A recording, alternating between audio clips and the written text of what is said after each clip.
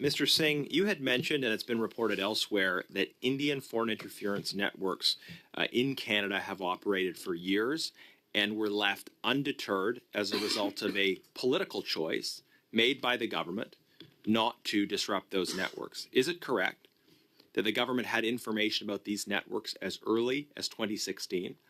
And why did this government choose not to disrupt the activities of these networks? Like I had said earlier, this is an institutional problem of successive governments for the past 4 decades. There's been public reporting on this issue since as early as the 1980s about Indian operatives intimidating community members here in Canada, interfering in media reporting as well as elections over the past 40 years. Sorry, I'll just jump in. My time is tight, and I want to give you the time, but I want to get through a few points. So in the last 9 years, and I understand there's a history here that goes back decades, but specifically that were networks, from what I understand, that were identified by CSIS in 2016. And in 2017, there was a proposal brought to disrupt these networks. And according to reporting we've heard from Sam Cooper, the government chose not to disrupt these networks. Is that correct? Is that consistent with your? That is correct. When CSIS wanted to dismantle these networks, based on that public reporting about the NZCOP's actual contents, is that the government chose not to actually engage in that action because it would disrupt their export and trade priorities with India, and also potentially jeopardize the Prime Minister's trip to India. And right. I think that gets to the root issue that successive governments have failed to take action against India. I would say one is because looking at a marginalized, visible minority that isn't seen to be, true Canadians, and their interests may not be the interests of the establishment or the state or that political party, but it's also this priority to foreign policy over the domestic harms, and that's something we've seen consistently, and that's been reported by NZCOP as well. And I appreciate your point about the history.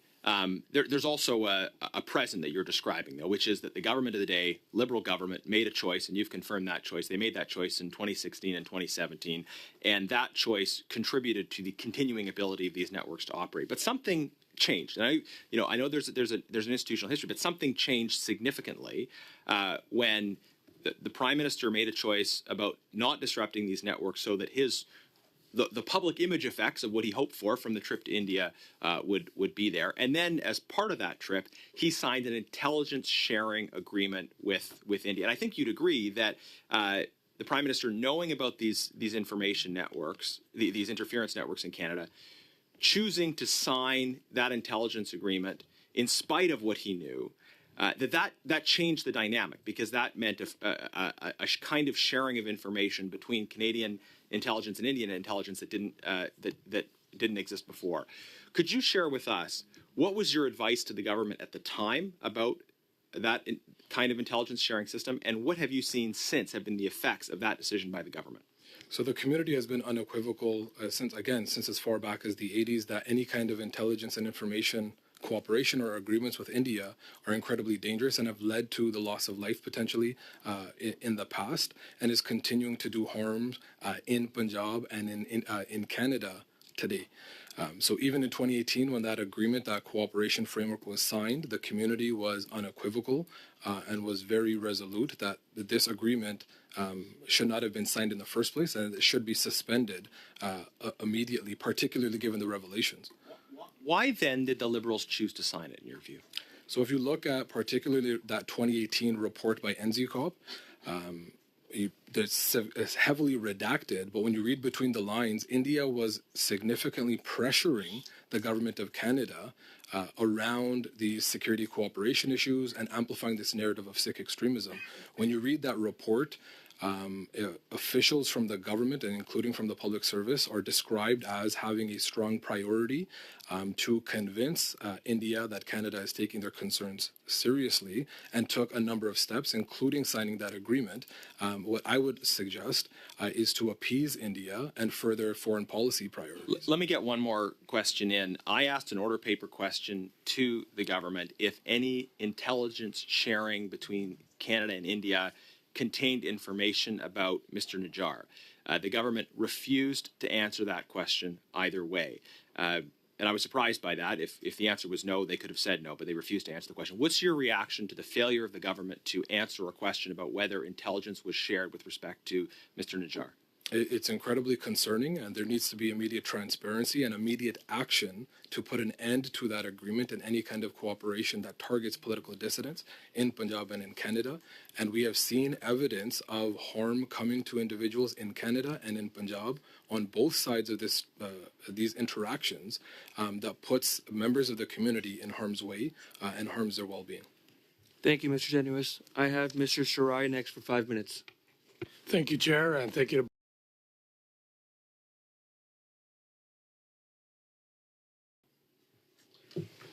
Thank you very much. We'll start with the legal counsel for SECU organizations for Sikh Federation Canada. Prabjot Singh, thank you for being here. Obviously, from what you're outlining, there's a very, very serious situation with foreign interference from India. I know we heard from the RCMP cases of intimidation, a lot of it to the Sikh community, violence, extortion, assassination, and attempts on a number of other lives as well. The Prime Minister admitted that for a number of years that they have known about foreign interference from India, and yet they failed to take action. They failed, frankly, to protect Canadians from that foreign interference. One thing I want to start off asking about is that we have seen a significant amount of misinformation coming from India. We saw a lot of this during the farmers' protest that happened a couple of years ago. We saw this again, maybe most recently, with some of the unfortunate instances that we saw in Brampton. Have you tracked or seen this information? And what have you seen the government's response, the Canadian government's response on this disinformation coming from India? So I think on that disinformation issue and foreign interference more broadly, as I outlined, that this is an institutional issue that's plagued successive governments for the last 40 years. There's been evidence on the record in public media reporting and other government documents that India has been engaging in foreign interference and that there has been some degree of awareness of those activities in this country. As you pointed out, the question of disinformation is particularly dangerous, not only because India's disinformation kind of bolsters racist stereotypes about Sikhs and trying to paint the entire community as extremists and terrorists, but it is also targeting Canadian institutions all across the board. And Weldon Epp, who's the ADM for Indo-Pacific, has noted that India has a massive potential to engage in this kind of disinformation activity. When you talked about the the farmers' protest in particular, during that period, the rapid response mechanism that's housed in global affairs had started operating around that time, and it noted that India was engaging in significant activity that was targeting Canadian officials, government officials, and the Sikh community in particular. And I think one issue, in addition to this narrative of Sikhs are extremists or terrorists, there is a concerted effort by Indian actors to paint a political difference around issues of political rights in Punjab as a sectarian conflict.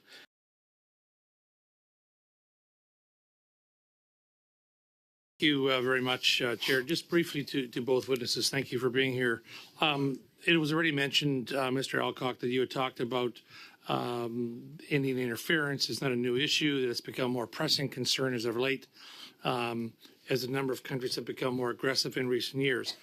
As a government, as a country, are we properly positioned with our national security framework to address the emerging aggressive threats of foreign interference in this country? And please, both of you answer. And what do we need to prioritize if we're not? Mr. Chairman, I think that I can't speak to the level of intelligence that the service has at this point because I obviously don't see that intelligence. So I can't really comment on whether the service has enough coverage to be able to respond to foreign interference. My guess, however, would be that one challenge will be resources.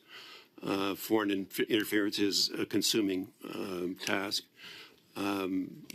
terrorism has not gone away, and espionage has increased substantially in the last few years as a number of countries become even more aggressive in terms of conducting intelligence operations in various countries, including Canada. So the challenges of resources are always there. There is a question, too, of whether, to some extent, in a world of review, the service has become more risk-averse in terms of what actions it might take. I can't speak to that. My assumption is that they're doing their job and doing it as well as they can, but they do it within a framework that may not entirely always assist them, and that takes you back again to resources. But having said that, Mr. Chairman, I think certainly the authority that the service has and its ability to operate, those exist. It's really a question of you've got the resources to do it. Years ago, somebody asked me whether, as an intelligence service, we had enough resources. The truth is that no intelligence service ever has enough resources. If you were the old East German Stasi, you had half the country watching the other half of the country, and that probably wasn't enough for the Stasi. That isn't true in Canada, obviously. The resources that the service has are much less than the old East German Stasi would have had. But I'm sure that resources are a challenge in dealing with these issues. Foreign interference is a complicated and difficult area to work in, as both of us have said. The Indians and the Chinese have been much more aggressive in the last few years, so it's more demanding. Thank you, Mr. Motz. We'll move on Do to I have Ms. time to answer the question as well? Is it put to both of us? Sure. Yeah. So I'll be quick. I think the response and the concern, I would say and strongly suggest, is that foreign interference is not a security problem per se, and the institutional vulnerabilities and gaps that Canada has is actually a policy issue, and it's primarily that global affairs and the foreign affairs ministry have almost all of the tools to actually combat foreign interference. And so what that leads to is this kind of lopsided approach where foreign policy priorities are consistently prioritized over the actual security and domestic and charter-related concerns and vulnerabilities and attacks that Canadians are facing. So as long as foreign policy priorities dictate, or other partisan interests dictate the response to foreign interference, we're not going to be able to actually respond effectively.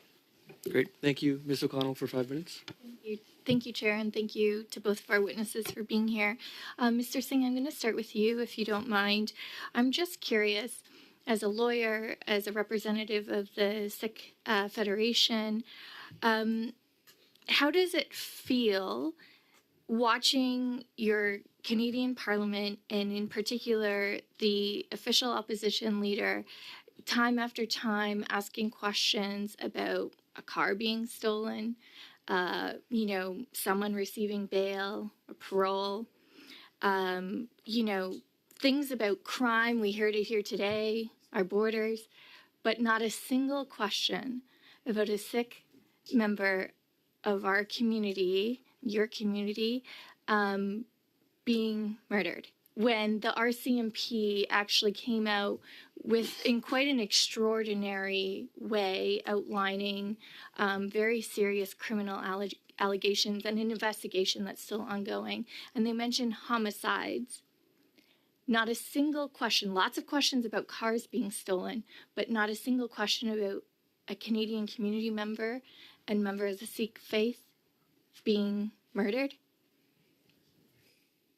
And so what I would say to that is,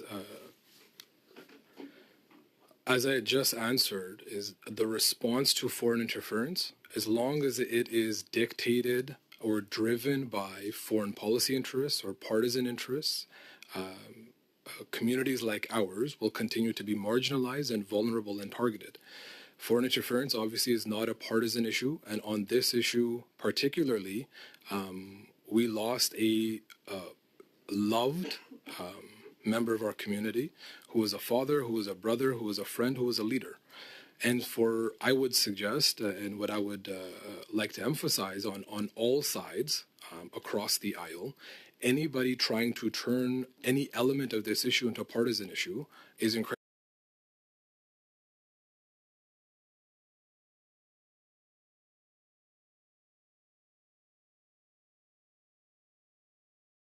is incredibly problematic, and it continues to proliferate this feeling amongst the community that we're being used as bargaining chips by political parties domestically and internationally, kind of in terms of geopolitics, that we're being used kind of back and forth between Canada and India. Our political aspirations, our safety, security, our dignity are primary, and that should be the primary focus of everybody around the table, rather than trying to take partisan cheap shots against each other on both sides. Thank you. And following up on Mr. Singh's comments about kind of naming, and I want to ask Mr. Alcock this question. The questions around foreign interference, as both witnesses have said, have long existed. And I'm curious about, perhaps Mr. Alcock, you can speak to the challenge around, and Mr. Singh raised it in his opening statement too, around the naming of, information, or kind of naming and shaming is what some countries do when it comes to some of these activities. And what is that process like, or in your experience? Obviously, you may not have access to the intelligence currently, but that debate around naming of countries and what goes into that process and what are some of the risks? Mr. Chairman, the issue of actions that are taken to deal with foreign interference, there are a range of actions that can be taken. Some of them are within the control of the service. Some of them are within the control of the police, depending on the nature of foreign interference actions. To some extent, as the previous witness said, as my companion said, there are sometimes decisions taken on the issues of foreign policy, and those decisions are decisions that the government is responsible for and is accountable for. I can't speak to whatever decisions were taken in more recent times, obviously, but generally speaking, in the past, where action has needed to be taken, there has not been a serious issue.